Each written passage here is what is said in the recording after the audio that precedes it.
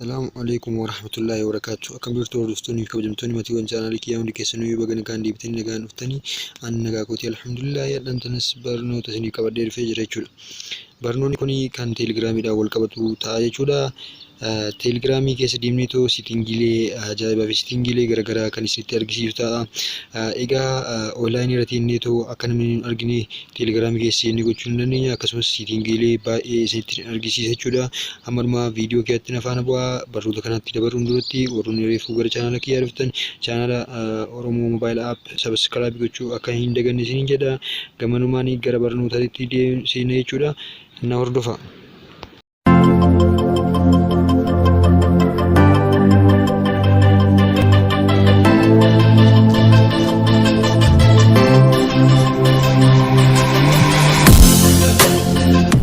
Egaa gara teelegiraamii keenyaa seennee jechuudha. Teelegiraama qabaddan kamiyyuu ni ta'a.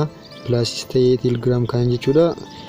Egaa maal goona teelegiraamii keenya keessaa akkuma seenneen gubbaa irratti mallattoo sarara sadii booda itti isiniif diimatti isiniif mare kana attakaaf tuqaastu jechuudha.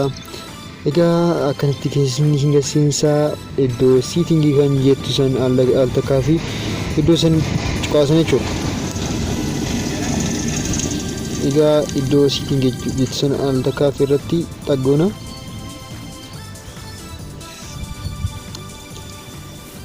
Sana booda siitingii akkanatti nuuf fidan malee jechuudha. Iddoo security and privacy kan jedhu al takkaaf tuqaastu jechuudha. Privacy and security kan jedhu kana adda amma diimaa irratti isiniif kaa'e kana al takkaaf keessa seentu jechuudha. Siitingiilee hedduutu as keessa jira jechuudha. Siitingii teelegiraamii as keessatti wantoota hedduu gochuu ni dandeenya jechuudha. Hordoftoota keenya wantoota baay'ee gochuu ni dandeenya jechuudha as keessatti. Fakkeenyaaf kunoo bootaan mallattoota isiniif kaa'e kanneen profaayilii keenya akkasumas wantoota hedduu jechuudha. Gruupii koolii forwarding meseejii akka nu goone gochuu ni dandeenya. Wantoota hedduu gochuu ni dandeenya. Ammoo duraa duubaan isitti argisiisa jechuudha faayidaa isaanii. Amma fakkeenyaaf as keessa seenee jira jechuudhaan onlaayinii irra yeroo jiru namni akka inni agarre gochuuf jechuudha. Kunoo boota mallattoo sadii irratti isiniif kaa'e kanneen keessaa akkasumas maay kontaakti kan jedhuu fi dakana dhuftanii dammoo nobody kan jedhu sani my contact kan gubbaa san every kan jedhu san isarra gootanii namni kamiyyuu isin agaruu ni danda'a jechuudha. My contact kan jedhu irratti gootan ammoo namoota isin kontaaktii keessa qabdan bichaadha jechuudha. Kan isin daawwachuu danda'u nobody keessa isin tan ammoo namoota kamiyyuu isin agaruu ni danda'u jechuudha. Amma immoo boota my contact keessa seentanii akkanatti namoota aad gootanii namoota isin barbaadan qofti akka onlaayinii irra isin akka jirtan isin daawwachuu gochuu ni dandeessu jechuudha. My contact akkasii. Egaa kan biraa immoo nobody namni kamuyyuu kontaaktii isin ta'ee namni kamuyyuu onlaayinii irra akka isin jirtan namni kamuyyuu akka isin agarres gochuu ni dandeessu jechuudha. Egaa kan biraa immoo gara siitingii biraatti yoo ceene kool jechuudha. Kool gara yeroo isinitti teelegiraamiidhaan bilbilamu akkuma duratti san jechuun my contact everybody akkasumas nobody gochuu ni dandeessu jechuudha. Kanneen keessaa akkuma kan duratti sanii jechuudha. Everybody irratti namni kamiyyuu isin agaruu danda'a. My contact keessa bichaan akkasitti bilbila gochuu dandeettu. Nobody irratti namni kamuu akkasitti bilbila gochuu ni dandeessu jechuudha. Kun immoo baay'ee siitingii ajaa'ibaati. Isin fayyadadeetiin abdiin qaba. Egaa kunoo my contact keessa ta'in namni biyya barbaade bichaan akkasiin isin bilbila gochuu ni dandeessu. Isin gubbaa raayitii gootanii too raayitii irra gootanii baatu jechuudha barbaadan. Kan biraa siitingii biraa ammoo gruupii keessa akka isin seensaniif akka seensifne akkasumas gruupii kamiyyuu akka aad meembar gochuu akka hin dandeenye gochuu ni dandeessu jechuudha. Everybody fi my contact keessa seentanii jechuudha. Everybody fi my contact keessa seentanii jechuudha. Sunillee akkasii. Egaa isitti fayyadamuu ni dandeessu jechuudha. Hordoftoota keenya aad kontaaktii gootanii kontaaktii keessanillee akkasii gochuu ni dandeessu jechuudha. Siitingiilee ajaa'ibaatii jechuudha kan as keessa jiru.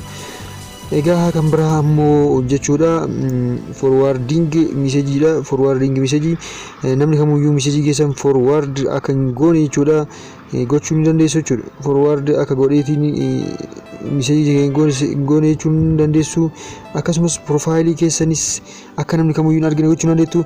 Ammoo kan isinitti argisiisaa jiru kun bilbila yookaan lakkoofsa keessan akka namni kamiyyuu arguu hin dandeenye gochuu ni dandeettu jechuudha teelegiraamii irratti. Egaa teelegiraamii irratti akkas gochuu ni dandeessu jechuudha. Hordoftoota fi kabajamtoota keenya ammallee wanti daganne tokko hin jira jechuudha. Gara teelegiraamii keenyaatti deebina. Nafaana bu'aa na hordofa. forward message keenya jechuudha. Namni kamuyyuu forward akka gochuu hin dandeenye jechuu salphumatti hordoftoota keenya forward message goonee jechuudha. Egaa siitingiilee ajaa'ibaattus keessa jira jechuudha. Siitingiilee kanneen keessa duraan yoo seene amma seentanii ta'u wantoota tokko tokko keessa jirtanii forward message kan jedhu kana keessa seene jechuudha. Kunoo akkuma agartan kanatti wantoota hedduu ofirraa qaba. Isin ammoo laaltanii ta'u sirreessuu dandeessu jechuudha. Hordoftoota keenya kabajamoo kanneen forward message my contact keessallee namoota barbaadan akka forward message keessan godhan gochuu dandeessu. Akka forward akkasumas linkii message keessatti ergamu gochuu dandeessu jechuudha. Hordoftootaa fi kabajamtoota egaa hordoftootaa fi kabajamtoota maatiiwwan chaanaalii keenya hundi keessaniyyuu channel keenya subscribe like share gochuudhaan baasiin jecha agambe viidiyoo haaraa walitti deebinutti nagaan tura. Channel kana irratti barnoota adda addaa argattu subscribe gochuu kan dagannee nagaan tura.